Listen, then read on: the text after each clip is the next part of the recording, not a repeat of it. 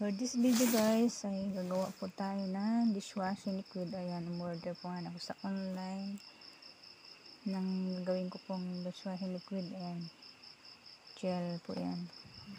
Dishwashing gel yan. Kaya nilagyan ko na po nilagay ko sa tubig. Ayan, yung gel na yan. Ayan, nilagay ko na po sa kalahating timbang tubig. Mga 6 liter po siguro. Ang dami ng tubig na yan. Ayan. Ilagay ko na po ng tatlong pack. Ilagay po lahat yan.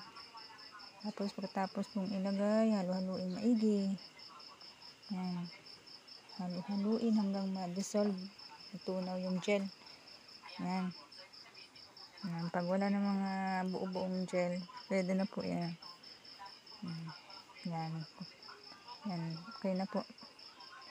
Isalin naman po natin sa mga lagayan. Yan.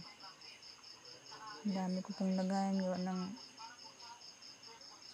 yan, nakadami po ako ng gawa 6 na litro.